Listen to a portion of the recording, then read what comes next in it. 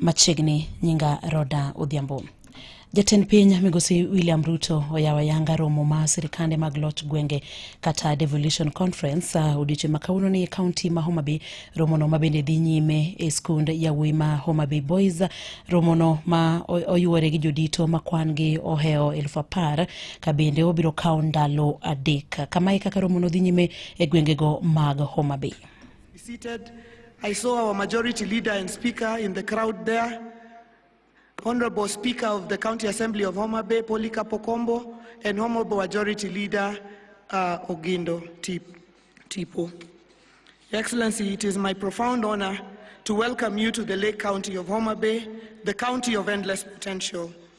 We are privileged to host the 9th Devolution Conference 2025. A vibrant platform for innovation and measuring progress for devolution in Kenya, in line with the theme of the conference, for the people, for prosperity. We sincerely thank the Council of Governors, my colleague governors, for the opportunity to host DevCon 2025. It was not an easy decision, but we thank you for believing in Homa Bay, despite the fact that we might have been considered one of the counties that may be too small to host. We thank you for the vote of confidence. Your Excellency, allow me at this very early opportunity to thank you immensely for your partnership in transforming Homa Bay County to make it a county that could be considered to host this conference. As Senator Kajwang has correctly pointed out, a lot of the transformation in this county has happened in the last 3 years. Your Excellency, when you first visited Homa Bay on an official development tour on 16th of January 2023, 3/4 of the development that we are seeing in Homa Bay County was not here. Your Excellency, at that point in time, there was no broad-based government, there was no partnership. I was an opposition governor, you were the President of the Republic of Kenya, but you made it clear to the people of Homa Bay that you had no intention of leaving. Manokanyo Gavana Wanga, Gavana mar County ma Homa Bay, kama bende odhi nyime kod golo twak mare e romono mar sirikane mag loch gwenge e county no ma Homa Bay. Wadwani mondo watudre kod lipota marwa Ali Abich ma bende nitiere gwengego mag Homa Bay mondo miyo nyiswae mano ma bende dhi nyime gi e kinde ni. Machiegni Ali mondo nyiswa ni ng'oma timre e county no ma Homa Bay gi sani. Roda sagisani anyalo wachore twak ni Yakin Kenya yuore Maria Wayanga romo mar counties ma romo oche makauno bagi county Homa Bay kandi kendo counties pangwen kod abiriyo mar piny Kenya ochokore Homa Bay kandi Kenya okenge ma loch mar kogwe nakane chak loch mar koro gwenge gariyo kod 13. Waneno ka jotelo mathoth oseloso ka sani endi machiwo twak mare en gavana mar county ma Homa Bay kandi mabendo pako mokalo jatend piny Kenya William Ruto moko ne osebedo gi paro kata osebedo gi dwaro makare mar loko ngima jodak e county ma Homa Bay kandi kaluwore kod chenro mag dongruok mopogore ma sirikande osebedo ka timo e county ma Homa Bay kandi kuom higa adek nyaka ne okawo telo mar piny Kenya yiero mag 2022 ka okoni sirikand county bende oikore mar tiyo kanyakla gi sirikal mamalo ni chenro mag dongruok mopogore bende odonjo e county kandi. Roda Senator ma Homa Bay kandi Moses Kajwang' bende oloso chien kandi kokoni sirikende mokalo chien nosebedo ka ojwang'o gwenge mag kandi kachal impalne samone ugigo kama bayo mana nyalo wuke gwenge makalu kandi ko wacho ni mana sirikal mar Kenya Kwanza motelo ko jatend piny William Ruto ema oseneno ka gwenge mag Nyanza Luo Nyanza kandi ni kod teko mar bedo counties ma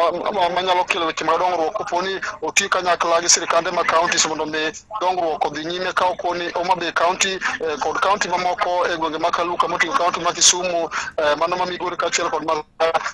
teko mar bedo ongala manyime weche mag dongruok ma ok onego bed ni kwedo kano osebedo katimore chien e sirikande mokalo. Gisani endi warito twak achiel kachiel ma jatend piny Kenya William Ruto biro golo koyawo bende ayanga romo mar governors ma romo mar telo loch gwenge ka odiochieng' ma kawuono biro golo twak ni to sirikande okenge mage ma sirikal mar Kenya Kwanza oseketo mar konyo sirikande ma county e weche mag dongruok kaachiel kod ng'iyo ni to bang' maendi en ang'o ma koro gidwa keto maneno ni sirikande ma county dongruok makare maneno ni weche madongruok odhi makare. Kopore kod mano be waneno ka jakom malose e lo riwruok mar county assemblies ma pacho kaendi kolose wi county assemblies 47 oywak ne jatend piny koyie to mondo mi ochuoge okete omenda mar wards ma MCS nyalo tiyo godo e dongo wards ma giwuoke ka wacho ni ojood bura ni kod CDF ma gitiyo godo, women rep ne gap ma gitiyo go, governors be niga locations magi, to mana jood bura kende mag assembly kata MCS kende ema onge gi allocation moro amora kata onge gi omenda moro amora ma ginyalo tiyo go e dongo wards ma giwuoke. Koro gichiwo gi thuolo no mar kwayo jatend piny Kenya William Ruto mondo mi kaka en gi kaka yor chiwo mich ne MCS e kinde devolution mar committee mo county ma be kaendi okete okenge maneno ni MCS bende oyudo omenda madongo wards magi mabende nyalo tiyo go bogi keto mana pachgi kuom omenda mawuok e sirkand counties magintiere. Koro magi moko kuom weche mosewuok ka to sani pod waketo wang'wa ni to en ang'o kata ote mane ma jatend piny Kenya William Ruto biro chiwo e kinde ma koro biro yawo ayanga romo mar loch mar koro gwenge mar 9 ma obagi e kinde ma kandi order.